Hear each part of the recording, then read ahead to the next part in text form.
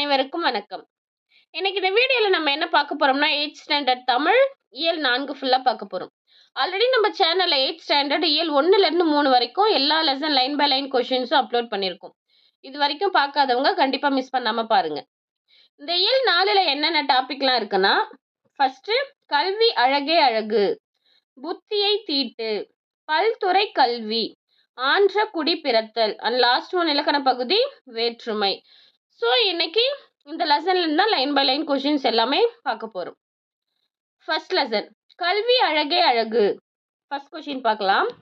மனிதனுக்கு அழகையும் உயர்வையும் தரக்கூடிய உண்மையான அணிகலன் எது என கூறும் நூல் எது? மனிதனுக்கு அழகையும் உயர்வையும் தரக்கூடிய உண்மையான அணிகலன் என கூறும் நூல் எது? ஆன்சர் நீதிநெறி விளக்கம்.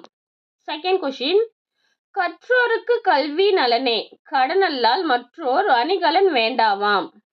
கற்றோருக்கு கல்வி நலனே கடனல்லால் மற்றோர் அணிகலன் வேண்டாவாம் என்ற பாடல் வரியை இயற்றியவர் யார்? ஆன்சர் குமர குருபரர். அடுத்த தேர்ட் கொஸ்டின் மனிதனுக்கு அழகையும் உயர்வையும் தருவது எது? மனிதனுக்கு அழகையும் உயர்வையும் தருவது கல்வி. அடுத்த கொஸ்டின் நம்பர் 4 எவருக்கு அழகு தரும் அணிகலன் தேவையில்லை? கல்வி கற்றவருக்கு.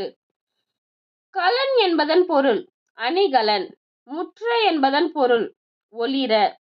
குமரகுருபரர் எந்த நூற்றாண்டை சேர்ந்தவர்? குமரகுருபரர் 17ஆம் நூற்றாண்டை சேர்ந்தவர். அடுத்து 8th கொஸ்டின் கந்தர் கலிவெண்பா, கையிலை கலம்பகம், சகலகலாவல்லி மாலை, மீனாட்சி அம்மை பிள்ளை தமிழ், முத்துக்குமார சுவாமி பிள்ளை தமிழ் போன்ற நூல்களை எழுதியவர் குமரகுருபரர். குமரகுருபரர் எழுதிய நூல்கள் கந்தர் கலிவெண்பா, கையிலை கலம்பகம், சகலகலாவல்லி மாலை, மீனாட்சி அம்மை பிள்ளை தமிழ், முத்துக்குமார சுவாமி பிள்ளை தமிழ் போன்ற நூல்கள். அடுத்த கொஸ்டின் நம்பர் 9 நீதிநெறி விளக்கத்தை இயற்றியவர் யார்? நீதிநெறி விளக்கத்தை இயற்றியவர் ஆன்சர் குமரகுருபரர்.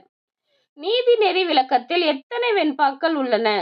நீதிநெறி விளக்கத்தில் எத்தனை வெண்பாக்கள் உள்ளன? ஆன்சர் கடவுள் வாழ்த்து உட்பட 102 வெண்பாக்கள். அடுத்த கொஸ்டின் நம்பர் 11 தமிழ் மொழிக்கு பெருமை சேர்க்கும் பல சிற்றிலக்கியங்களை இயற்றியவர் யார்? தமிழ் மொழிக்கு பெருமை சேர்க்கும் பல சிற்றிலக்கியங்களை இயற்றியவர் ஆன்சர் குமரகுருபரர். அடுத்த கொஸ்டின் நம்பர் 12 கல்வி கரையில கற்பவர் நாள் சில, கல்வி கரையில கற்பவர் நாள் சில என்ற பாடல் வரி இடம்பெற்றுள்ள நூல் நாலடியார். அடுத்த கொஸ்டின் நம்பர் 13 கற்றவருக்கு அழகு தருவது எது? கற்றவருக்கு அழகு தருவது கல்வி. அடுத்த கொஸ்டின் நம்பர் 14 கலன் அல்லால் என்னும் சொல்லை பிரித்து எழுத கிடைப்பது கலன் கூட்டல் அல்லால். அடுத்து லெசன் நம்பர் 2 புத்தியை தீட்டு. கொஸ்டின் நம்பர் 15 அறிவே ஆற்றல் என்பது, அறிவே ஆற்றல் என்பது ஆன்றோர் கூற்று. அடுத்து கொஸ்டின் நம்பர் 16 எது ஒரு மனிதரை உயர செய்யும்? எது ஒரு மனிதரை உயர செய்யும்? அறிவு மற்றும் உழைப்பும். அடுத்து கொஸ்டின் நம்பர் 17 கத்தியை தீட்டாதே உந்தன் புத்தியை தீட்டு இந்த பாடல் வரியை இயற்றியவர் யார்? கத்தியை தீட்டாதே உந்தன் புத்தியை தீட்டு இந்த பாடல் வரியை இயற்றியவர் ஆலங்குடி சோமு. அடுத்து கொஸ்டின் நம்பர் 18 ஆத்திரம் கண்ணை மறைத்திடும் போது அறிவுக்கு வேலை கொடு. ஆத்திரம் கண்ணை மறைத்திடும் போது அறிவுக்கு வேலை கொடு என்ற வரியை இயற்றியவர் யார்? ஆலங்குடி சோமு. அடுத்து கொஸ்டின் நம்பர் 19 மன்னிக்க தெரிந்த மனிதன் உள்ளம் மாணிக்க கோயிலப்பா. மன்னிக்க தெரிந்த மனிதன் உள்ளம் மாணிக்க கோயிலப்பா என்ற பாடல் வரியை இயற்றியவர் ஆலங்குடி சோமு. அடுத்து கொஸ்டின் நம்பர் 20 இங்கே இருப்பது சில காலம் இதற்குள் ஏனோ அகம்பாவம் இதனால் உண்டோ ஒரு லாபம் என்ற பாடல் வரியை இயற்றியவர் ஆலங்குடி சோமு. இங்கே இருப்பது சில காலம் இதற்குள் ஏனோ அகம்பாவம் இதனால் உண்டோ ஒரு லாபம் என்ற பாடல் வரியை இயற்றியவர் ஆலங்குடி சோமு. அடுத்த கொஸ்டின் நம்பர் 21 தடம் என்பதன் பொருள், தடம் என்பதன் பொருள் அடையாளம், அகம்பாவம் என்பதன் பொருள் செருக்கு. சோமு எங்கு பிறந்தார்? சிவகங்கை மாவட்டத்தில் ஆலங்குடி. ஆலங்குடி சோமு எந்த துறையில் புகழ் பெற்றவர்? ஆலங்குடி சோமு எந்த துறையில் புகழ் பெற்றவர்? திரைப்பட பாடலாசிரியர் ஆலங்குடி சோமு. அடுத்த கொஸ்டின் நம்பர் 25. ஆலங்குடி சோமு பெற்ற விருது எது? ஆலங்குடி சோமு பெற்ற விருது தமிழ்நாடு அரசின் கலைமாமணி விருது. அடுத்த கொஸ்டின் நம்பர் 26. என் நண்பர் பெரும் புலவராக இருந்த போதும் அகம்பாவம் இன்றி வாழ்ந்தார். அடுத்த கொஸ்டின் நம்பர் 27. கோயிலப்பா எனும் சொல்லை பிரித்து எழுத கிடைப்பது கோயில் கூட்டல் அப்பா. அடுத்த கொஸ்டின் நம்பர் 28. பகைவன் கூட்டல் என்றாலும் என்பதனை சேர்த்து எழுத கிடைக்கும் சொல் பகைவன் என்றாலும். அடுத்து தேர்ட் லெசன் பல்துறை கல்வி. Question number 29. கேடில் விழு செல்வம் கல்வி. அடுத்து கொஸ்டின் நம்பர் 30. மனிதன் விலங்கிலிருந்து மாறுபட்டு உயர்ந்து நிற்பதற்கு அடிப்படையாய் விளங்குவது கல்வி. மனிதன் விலங்கிலிருந்து மாறுபட்டு உயர்ந்து நிற்பதற்கு அடிப்படையாய் விளங்குவது கல்வி. அடுத்து கொஸ்டின் நம்பர் 31. மனித சமுதாயத்தில் வளர்ச்சியிலும் அதனை சீர்திருத்தி இட்டு செல்வதிலும் கல்வி பெரும் பங்கு வகிக்கிறது. அடுத்து கொஸ்டின் நம்பர் 32. அறியாமையை நீக்கி அறிவை விளக்குவது கல்வி. கல்வி பயிற்சிக்கு உரிய பருவம் எது? கல்வி பயிற்சிக்கு உரிய பருவம் இளமை. எனவே இளமையில் கல் என்னும் முதுமொழி பிறந்தது. ஏட்டுக்கல்வியுடன் நாம் எதை கற்க வேண்டும்? ஆன்சர் தொழிற்கல்வி. அடுத்து பார்த்தீங்கன்னா கொஸ்டின் நம்பர் 35. ஐநா அவையின் முதல் பெண் தலைவர் யார்? விஜயலட்சுமி பண்டிட். அடுத்து கொஸ்டின் நம்பர் 36. கல்வி என்பது வருவாய் தேடும் வழிமுறை அன்று, அது மெய்மையை தேடவும் அறநெறியை பயிலவும் மனித ஆன்மாவுக்கு பயிற்சி அளிக்கும் ஒரு நெறிமுறையாகும் என கூறியவர் யார்? ஆன்சர் விஜயலட்சுமி பண்டிட். வாழ்விற்குரிய இன்பத்துறைகளுள் ஒன்று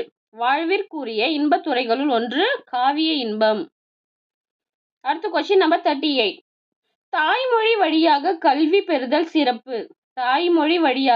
பெறுதல் சிறப்பு என்று கூறியவர் ஆன்சர் திருவிக்கா.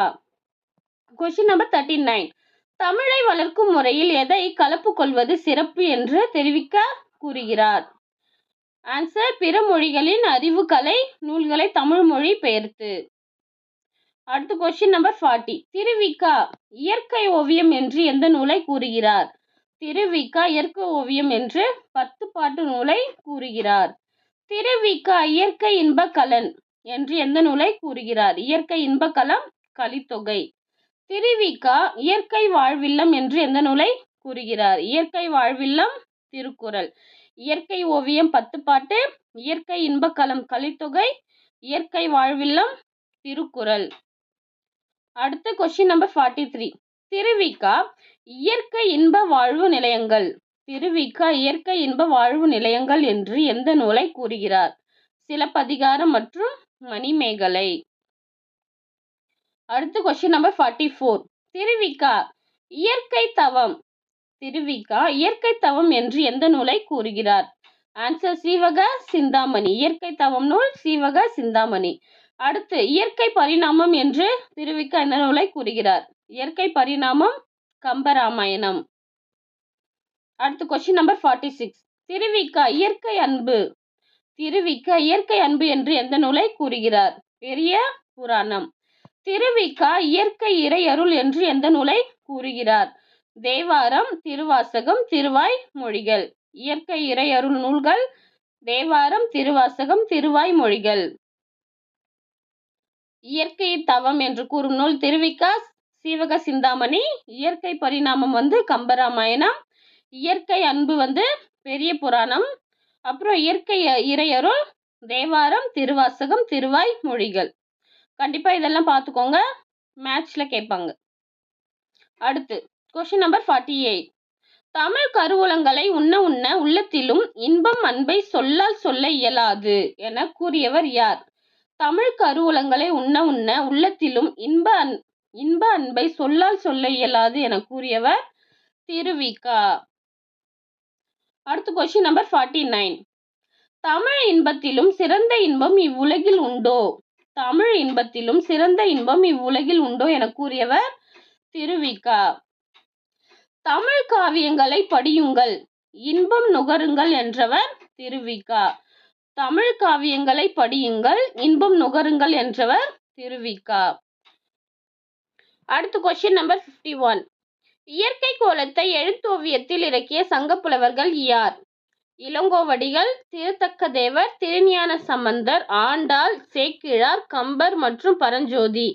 இயற்கை கோலத்தை எழுத்தோவியத்தில் இறக்கிய சங்கப்புலவர்கள். அடுத்து கொஸ்டின் நம்பர் 52. ஏடென்று கல்வி, சிலர் எழுதும் பேசும் இயலன்று கல்வி, பலர் கெட்டாதென்னும் வீடன்று கல்வி, ஒரு தேர்வு தந்த விளைவன்று கல்வி, அது வளர்ச்சி வாயில் என கூறியவர் யார்? ஏடென்று கல்வி, சிலர் எழுதும் பேசும் இயலன்று கல்வி, பலர் கெட்டாதென்னும் வீடன்று கல்வி, ஒரு தேர்வு தந்த விளைவன்று கல்வி, அது வளர்ச்சி வாயில் என கூறியவர் ஆன்சர் குலோத்துங்கன். அடுத்து கொஸ்டின் நம்பர் 53. கொடிய காட்டு விலங்குகளை யாருடைய யாழ் மயங்க செய்யும்? கொடிய காட்டு விலங்குகளை யாருடைய யாழ் மயங்க செய்யும்? ஆன்சர் பாணர். Question number 54. நாடகத்தை நல்வழிப்படுத்தி மாணாக்கரை அதன் கண் தலைப்படுமாறு செய்ய தமிழ் பெரியோர் முயல்வாராக என கூறியவர் யார்? நாடகத்தை நல்வழிப்படுத்தி மாணாக்கரை அதன் கண் தலைப்படுமாறு செய்ய தமிழ் பெரியோர் முயல்வாராக என கூறியவர் ஆன்சர் திருவிக. அடுத்து கொஸ்டின் நம்பர் 55. உலக வாழ்விற்கு மிக மிக இன்றியமையாதது எது? உலக வாழ்விற்கு மிக மிக இன்றியமையாதது அறிவியல் என்னும் அறிவு கலை. அடுத்து கொஸ்டின் நம்பர் 56. புற உலக ஆராய்ச்சிக்கு அறிவியல் கொழுகொம்பு போன்றது. புற உலக ஆராய்ச்சிக்கு அறிவியல் கொழுகொம்பு போன்றது. அடுத்து கொஸ்டின் நம்பர் 57. அறிவியல் என்னும் அறிவு கலை இளைஞர்களிடையே பரவல் வேண்டும் என கூறியவர் யார்? அறிவியல் என்னும் அறிவு கலை இளைஞர்களிடையே பரவல் வேண்டும் என கூறியவர் ஆன்சர் திருவிக. திருவிகாவின் விரிவாக்கம் திருவாரூர், விருதாச்சலம், கல்யாண சுந்தரனார். அடுத்து கொஸ்டின் நம்பர் 59. அரசியல், சமுதாயம், சமயம், தொழிலாளர் நலன் என பல துறைகளில் ஈடுபாடு கொண்டவர் திருவிக. சிறந்த மேடை பேச்சாளர் யார்? ஆன்சர் திருவிக. தமிழ் தென்றல் என அழைக்கப்படுபவர் யார்? ஆன்சர் திருவிக. அடுத்து கொஸ்டின் நம்பர் 62. மனித வாழ்க்கையும் காந்தியடிகளும், பெண்ணின் பெருமை, தமிழ்ச்சோலை, பொதுமை வேட்டல், முருகன் அல்லது அழகு போன்ற நூல்களை எழுதியவர் யார்? ஆன்சர் திருவிக. திருவிக எழுதிய நூல்கள் மனித வாழ்க்கையும் காந்தியடிகளும், பெண்ணின் பெருமை, தமிழ்ச்சோலை, பொதுமை வேட்டல், முருகன் அல்லது அழகு போன்ற நூல்களை எழுதியவர் திருவிக. அடுத்து கொஸ்டின் நம்பர் 63. அறியாமையை நீக்கி அறிவை விளக்குவது எது? அறியாமையை நீக்கி அறிவை விளக்குவது கல்வி. கல்வி பயிற்சிக்குரிய பருவம் எது? இளமை. இன்றைய கல்வி தொழிலில் நுழைவதற்கு கருவியாக கொள்ளப்பட்டு வருகிறது. இன்றைய கல்வி தொழிலில் நுழைவதற்கு கருவியாக கொள்ளப்பட்டு வருகிறது. கலப்பில் வளர்ச்சி உண்டென்பது இயற்கை நுட்பம். அடுத்து கொஸ்டின் நம்பர் 67. புற உலக ஆராய்ச்சிக்கு அறிவியல் ஒரு கொழுகொம்பு போன்றது. வாழ்விற்குரிய இன்பத்துறைகளில் தலையாயது காவிய இன்பமாகும். அடுத்த லெசன் நம்பர் 4 ஆன்ற குடிப்பிறத்தல். Question number 69. ஒவ்வொரு மனிதனின் வாழ்வையும் உயர்த்துவதில் பெரும் பங்கு வகிப்பது கல்வி. சிகாமணியின் தந்தை யார்? சிகாமணியின் தந்தை பண்டு கிழவர். அடுத்து கொஸ்டின் நம்பர் 71. ஆன்ற குடிப்பிறத்தல் இக்கதையில் வரும் திருக்குறள் யாது? அன்புடைமை, ஆன்ற குடிப்பிறத்தல் இவ்விரண்டும் பண்புடைமை என்னும் வழக்கு. அடுத்து சிறுகதை ஆசிரியர்களுள் ஒருவர் யார்? சிறுகதை ஆசிரியர்களுள் ஒருவர் பீசா குப்புசாமி. அடுத்து கொஸ்டின் நம்பர் 73. தொடக்கப்பள்ளி தலைமை ஆசிரியராக பணியாற்றி ஓய்வு பெற்றவர் பீசா குப்புசாமி. அடுத்து கொஸ்டின் நம்பர் 74. ஜெயகாந்தனோடு நெருங்கி பழகி ஜெயகாந்தனோடு பல்லாண்டு என்னும் நூலை எழுதியவர் யார்? ஜெயகாந்தனோடு நெருங்கி பழகி ஜெயகாந்தனோடு பல்லாண்டு என்னும் நூலை எழுதியவர் பீசா குப்புசாமி. அடுத்து ஓர் ஆரம்ப பள்ளி ஆசிரியனின் குறிப்புகள். ஓர் ஆரம்ப பள்ளி ஆசிரியனின் குறிப்புகள் என்னும் நூலை எழுதியவர் பீசா குப்புசாமி. அடுத்து லாஸ்ட் ஒன் இலக்கண பகுதி வேற்றுமை. Question number 76. பெயர் சொல்லின் பொருளை வேறுபடுத்தும் முறையை வேற்றுமை என்பர். பெயர் சொல்லின் பொருளை வேறுபடுத்தும் முறையை வேற்றுமை என்பர். பெயர் சொல்லுடன் இணைக்கப்படும் அசைகளை வேற்றுமை உருபுகள் என்பர். பெயர் சொல்லுடன் இணைக்கப்படும் அசை வேற்றுமை உருபு எனப்படும். அடுத்து பார்த்தீங்கன்னா கொஸ்டின் நம்பர் 78. சில இடங்களில் உருபுகளுக்கு பதிலாக முழு சொற்களையும் வேற்றுமை உருபாக வருவதும் உண்டு. அவற்றை சொல் உருபுகள் என்பர். இப்போ பார்த்தீங்கன்னா ஓவியர் தூரிகையால் ஓவியம் தீட்டினார்.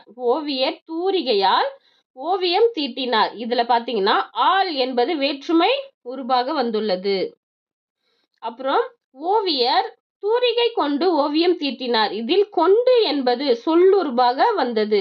ஓவியர் தூரிகையை கொண்டு ஓவியம் தீட்டினார். கொண்டு என்பது சொல்லுருபு. அடுத்து கொஸ்டின் நம்பர் 79. வேற்றுமை உருபுகள் இடம்பெற்றுள்ள தொடர்கள். வேற்றுமை உருபு இடம்பெற்றுள்ள தொடர் வேற்றுமை தொடர் எனப்படும். அடுத்து கொஸ்டின் நம்பர் 80. வேற்றுமை உருபுகள் இடம்பெற வேண்டிய இடத்தில் அது இடம்பெறாமல் மறைந்திருந்து பொருள் தந்தால் அதனை வேற்றுமை தொகை எனப்படும். மறைந்திருந்து பொருள் தந்தால் அது வேற்றுமை உருபு தொகை. அடுத்து பார்த்தீங்கன்னா கொஸ்டின் நம்பர் 81. வேற்றுமை எத்தனை வகைப்படும்? வேற்றுமை 8 வகைப்படும். முதல் வேற்றுமை, இரண்டாம் வேற்றுமை, மூன்றாம் வேற்றுமை, நான்காம் வேற்றுமை, ஐந்தாம் வேற்றுமை, ஆறாம் வேற்றுமை, ஏழாம் வேற்றுமை, எட்டாம் வேற்றுமை. மொத்தம் 8 வகைப்படும். அடுத்து பார்த்தீங்கன்னா கொஸ்டின் நம்பர் 82. முதல் வேற்றுமைக்கும் எட்டாம் வேற்றுமைக்கும் உருபுகள் இல்லை. முதல் வேற்றுமைக்கும் பார்த்தீங்கன்னா அடுத்து எட்டாம் வேற்றுமை ரெண்டுத்துக்குமே முதல் வேற்றுமைக்கு எட்டாம் வேற்றுமைக்கு உருபுகள் கிடையாது. இதுல பார்த்தீங்கன்னா இரண்டாம் வேற்றுமை முதல் ஏழாம் வேற்றுமை முடிய 6 வேற்றுமைக்கு உறுப்புகள் உண்டு. எத்தனை உறுப்பு? 6க்கு மட்டும்தான் உறுப்பு உண்டு. முதல் வேற்றுமைக்கு எட்டாம் வேற்றுமைக்கு உறுப்புகள் கிடையாது. ஃபர்ஸ்ட் பார்த்தீங்கன்னா முதல் வேற்றுமை. முதல் வேற்றுமை பார்த்தீங்கன்னா உறுப்புகள் எதுவும் இணையாது, இருக்காது. இது தனித்து நின்று இயல்பான பொருளை தரும். முதல் வேற்றுமை எனப்படும். முதல் வேற்றுமை எழுவாய் வேற்றுமை என்றும் அழைப்பர். முதல் வேற்றுமை எழுவாய் வேற்றுமை என்றும் அழைப்பர். முதல் வேற்றுமைக்கு எடுத்துக்காட்டு பார்த்தீங்கன்னா பாவை வந்தால். பாவை என்பது எழுவாய். அடுத்து பார்த்தீங்கன்னா இரண்டாம் வேற்றுமை. இரண்டாம் வேற்றுமைக்குரிய உருபு ஐ. கபிலர் பாணரை புகழ்ந்தார். இதுல ஐ வருது இல்லையா? கபிலர் பாணரை புகழ்ந்தார். அடுத்து கபிலரை பாலர் புகழ்ந்தார். அடுத்து பார்த்தீங்கன்னா இவ்விரு தொடர்களையும் கவனியுங்கள். இரண்டாம் வேற்றுமை உருபு ஐ என்ற பெயருடன் இணைகிறதோ அப்பெயர் செய்யப்படும் பொருளாக மாறிவிடுகிறது. அடுத்து இரண்டாம் வேற்றுமையோட இன்னொரு பெயர் என்னன்னா செய்யப்படு பொருள். இரண்டாம் வேற்றுமைக்கு எந்தெந்த பொருள்லாம் வரும்னா 6 பொருள்களில் வரும். இரண்டாம் வேற்றுமை பார்த்தீங்கன்னா ஆக்கல், அழித்தல், அடைதல், நீத்தல், ஒத்தல், உடைமை ஆகிய 6 பொருள்களில் வரும். அது என்னன்னா ஆக்கல் பார்த்தீங்கன்னா கரிகாலன் கல்லணையை கட்டினான், அது ஆக்கல். அழித்தல் பார்த்தீங்கன்னா பெரியார் மூட நம்பிக்கை ஒழித்தார், அது அழித்தல். அடுத்து அடைதல், கோவலன் மதுரையை அடைந்தான், இது பார்த்தீங்கன்னா அடைதல். அடுத்து நீத்தல், காமராஜர் பதவியை துறந்தார், அது நீத்தல். அடுத்து பார்த்தீங்கன்னா ஒத்தல், தமிழ் நமக்கு உயிரை போன்றது, அது ஒத்தல். அடுத்து உடைமை, வள்ளுவர் பெரும் புகழை உடையவர், இது உடைமை. இரண்டாம் வேற்றுமைக்கு உண்டான 6 உருபுகள். அடுத்து பார்த்தீங்கன்னா மூன்றாம் வேற்றுமை. மூன்றாம் வேற்றுமை உருபுகள் என்னென்ன அப்படின்னா ஆல், அன், ஓடு, இதெல்லாம் மூன்றாம் வேற்றுமை உருபுகள். மூன்றாம் வேற்றுமை உருபுகள் பார்த்தீங்கன்னா இந்த ஆல், அன்ல பார்த்தீங்கன்னா கருவி பொருள், கருத்தா பொருள் ஆகிய 2 வகையான பொருள்களில் வரும் மூன்றாம் வேற்றுமை. இந்த கருவி பொருள் இருக்கு இல்லையா? கருவி பொருள்ல பார்த்தீங்கன்னா 2 வகைப்படும். என்னென்னா முதற் கருவி, துணை கருவி என 2 வகைப்படும் கருவி பொருள். கருவியை செய்யப்படும் பொருளாக மாற்றுவது முதற் கருவி எனப்படும். முதற் கருவிக்கு எடுத்துக்காட்டு மரத்தால் சிலை செய்தான். அப்புறம் ஒன்றை செய்வதற்கு துணையாக இருப்பது துணை கருவி எனப்படும். துணை கருவிக்கு எடுத்துக்காட்டு பார்த்தீங்கன்னா உளியால் சிலை செய்தான், அது துணை கருவி. அடுத்து கருத்தா பொருள். கருத்தா பொருள்ல பார்த்தீங்கன்னா 2 வகைப்படும். என்னென்ன அப்படின்னா ஏவுதல் கருத்தா, இயற்றுதல் கருத்தா. அதுல பிறரை செய்ய வைப்பது ஏவுதல் கருத்தா எனப்படும். பிறரை செய்ய வைப்பது ஏவுதல் கருத்தா. எடுத்துக்காட்டு பார்த்தீங்கன்னா கரிகாலனால் கல்லணை கட்டப்பட்டது, இது ஏவுதல் கருத்தா. அடுத்து தானே செய்வது இயற்றுதல் கருத்தா? அதுக்கு எடுத்துக்காட்டு பார்த்தீங்கன்னா, சேக்கிழாரால் பெரிய புராணம் இயற்றப்பட்டது. இது இயற்றுதல் கருத்தாக்கு எடுத்துக்காட்டு. அடுத்து பார்த்தீங்கன்னா, 4ஆம் வேற்றுமை. 4ஆம் வேற்றுமைக்குரிய உருபு பார்த்தீங்கன்னா கு. 4ஆம் வேற்றுமையோட உருபு கு. 4ஆம் வேற்றுமை பார்த்தீங்கன்னா, கொடை, பகை, நட்பு, பகுதி, அதுவாதல், பொருட்டு, எல்லை என பல பொருளில் வரும் 4ஆம் வேற்றுமை. என்னென்னலாம் பார்த்தீங்கன்னா, கொடை. கொடைக்கு எக்ஸாம்பிள் பார்த்தீங்கன்னா, முல்லைக்கு தேர் கொடுத்தான். இது வந்து கொடை. அடுத்து பகை. புகை மனிதனுக்கு பகை. அடுத்து நட்பு. கபிலருக்கு நண்பர் பரணர். அடுத்து தகுதி. கவிதைக்கு அழகு கற்பனை. அடுத்து அதுவாதல். தயிருக்கு பால் வாங்கினான். அது வாதல். அடுத்து பொருட்டு. தமிழ் வளர்ச்சிக்கு பாடுபட்டார். அடுத்து முறை. செங்குட்டுவனுக்கு தம்பி இளங்கோ. அது முறை. அடுத்து எல்லை. எல்லைக்கு எடுத்துக்காட்டு பார்த்தீங்கன்னா, தமிழ்நாட்டுக்கு கிழக்கு வங்கக்கடல். இதுக்கு எல்லைக்கு எடுத்துக்காட்டு. அடுத்து பார்த்தீங்கன்னா, 4ஆம் வேற்றுமை உருபுடன் கூடுதலாக ஆக என்னும் அசை சேர்ந்து வருவதும் உண்டு. ஆக என்னும் அசை சேர்ந்து வருவது கூலிக்காக வேலை. இது ஆக. அடுத்து 5ஆம் வேற்றுமை உருபு. 5ஆம் வேற்றுமை உருபுகள் பார்த்தீங்கன்னா, இன், இல். இது 5ஆம் வேற்றுமை உருபோட இன், இல். அதில் 5ஆம் வேற்றுமை உருவு பார்த்தீங்கன்னா, நீங்கள், ஒப்பு, எல்லை, எது போன்ற பொருள்களில் வரும். அதில் நீங்கள் பார்த்தீங்கன்னா, தலையீர், இழிந்த மயிர். ஒப்பு பார்த்தீங்கன்னா, பாம்பின் நிறம் ஒரு குட்டி. எல்லை, தமிழ்நாட்டின் கிழக்கு வங்க கடல். எது பார்த்தீங்கன்னா, ஸ்லேடை பாடுவதில் வல்லவர் காலமேகம். அடுத்து 6ஆம் வேற்றுமை. 6ஆம் வேற்றுமையோட உருபு பார்த்தீங்கன்னா, அது, ஆது. இது வந்து பார்த்தீங்கன்னா, உரிமை பொருள்களில் வரும் 6ஆம் வேற்றுமை. உரிமை பொருளை கிழமை பொருள் என்றும் கூறுவர். உரிமை பொருளை கிழமை பொருள் என்றும் கூறுவர். எடுத்துக்காட்டு பார்த்தீங்கன்னா, ராமனது வில், நண்பனது கை. 6ஆம் வேற்றுமை உருபுக்கு எடுத்துக்காட்டு. அடுத்து 7ஆம் வேற்றுமை. 7ஆம் வேற்றுமைக்கு உருபு பார்த்தீங்கன்னா, கண்ணு. இது பார்த்தீங்கன்னா, இடம், காலம் ஆகியவற்றை சொற்களில் 7ஆம் வேற்றுமை உருபு இடம்பெறும். எடுத்துக்காட்டு பார்த்தீங்கன்னா, எங்கள் ஊரின் கண் மழை பெய்தது, இரவின் கண் மழை பெய்தது. இல் 5ஆம் வேற்றுமையிலும் 7ஆம் வேற்றுமையிலும் வரும் உருபு. இல் பார்த்தீங்கன்னா, 5ஆம் வேற்றுமையிலும் வரும், 7ஆம் வேற்றுமையிலும் வரும் உருபு தான் இல். அடுத்து லாஸ்ட் 8ஆம் வேற்றுமை. 8ஆம் வேற்றுமை பார்த்தீங்கன்னா, விழி பொருளில் வரும். படற்கை பெயரை முன்னிலை பெயராக மாற்றி அழைப்பதையே விழி வேற்றுமை என்கிறோம். 8ஆம் வேற்றுமைக்கு பார்த்தீங்கன்னா, தனியா உருபு கிடையாது. எடுத்துக்காட்டு, ஆண்ணன். ஆண்ணன் என்பதை அண்ணா என்று வழங்குவர். புலவர் என்பதை புலவரே என மாற்றி வழங்குவதும் 7ஆம் வேற்றுமை. அடுத்து கொஸ்டின் நம்பர் 92. பெயர் சொல்லின் பொருளை வேறுபடுத்துவது வேற்றுமை ஆகும்.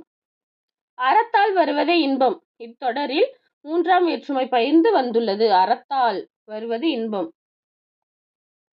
அடுத்து கொஸ்டின் நம்பர் 94. மலர் பானையை வனைந்தால். மலர் பானையை வனைந்தால் ஆக்கல் பொருளை குறிக்கிறது. அடுத்து கொஸ்டின் நம்பர் 95. நூலகம் எனக்கு பிடித்த நூல்களுடன் வாழ்நாள் முழுவதும் சிறையில் அடைத்தாலும் மகிழ்ச்சி அடைவன் என்றவர் நேரு. அடுத்து லாஸ்ட் கலைச்சொல் அறிவோம். நிறுத்தற்குறி, பஞ்சுவேஷன், அணிகலன், ஆர்னமெண்ட், திறமை, டேலண்ட், மொழிபெயர்ப்பு, டிரான்ஸ்லேஷன், விழிப்புணர்வு, அவேர்னஸ் அண்ட் சீர்திருத்தம், ரிஃபார்ம். அவ்வளோதான் ஃப்ரெண்ட்ஸ். இன்னைக்கு பார்த்த கொஷின்ஸ் கண்டிப்பாக உங்களோட எக்ஸாம் ரிவிஷனுக்கு ரொம்ப யூஸ்ஃபுல்லாக இருக்கும். இது மாதிரி நிறைய கொஷின்ஸ் வேணும்னு நினச்சிங்கன்னா நம்ம சேனலை சப்ஸ்கிரைப் பண்ணிக்கோங்க. தேங்க்யூ.